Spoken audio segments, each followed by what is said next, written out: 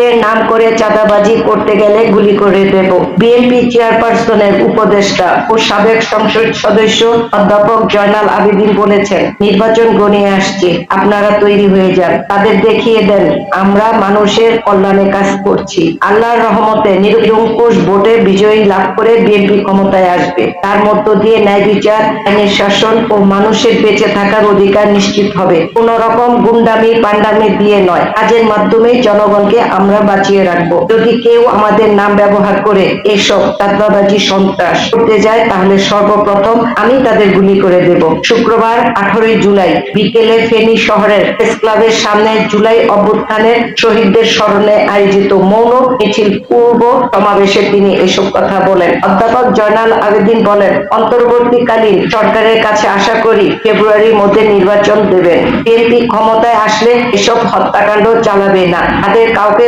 অনুসরণ করে যদি বিএনপির কোন নেতা কর্মী সন্ত্রাস, চাঁদাবাজি বা খুন খারাপি করে, তাহলে তাৎক্ষণিক দল থেকে বহিষ্কারের নির্দেশ রয়েছে। কোন গুন্ডা পান্ডা নিয়ে বিএনপি রাজনীতি করবে না। সমাবেশে বিএনপি জাতীয় নির্বাহী কমিটির গ্রাম সরকার বিষয়ক সম্পাদক হেলাল আহমেদ বলেন, এই সরকারের কর্মকাণ্ডে মতলববাজ সরকার আখ্যা দেওয়া যায়। এমন হলে জনগণ আপনাদেরকেও ধরবে। তারা একসময় বিএনপির কাঁধে ভর করেই রাজনীতি করার সুযোগ পেয়েছে, তারা এখন বিএনপি কে নিয়ে ষড়যন্ত্র করছে। আমরা এসব কোনোভাবে মেনে নেব না। ফেনী জেলা বিএনপির আহ্বায়ক শেখ ফরিদ বাহারের সভাপতি ও সদস্য সচিব আলাল উদ্দিন আলালের পরিচালনায় এতে আরো বক্তব্য দেন বিএনপির জাতীয় নির্বাহী কমিটির সদস্য জালাল উদ্দিন আহমেদ মজুমদার, মশিউর রহমান বিপ্লব, জেলা বিএনপির যুগ্ম আহ্বায়ক M A Khalek, Gazi Habibullah Manik O Anwar Hossain Patwari.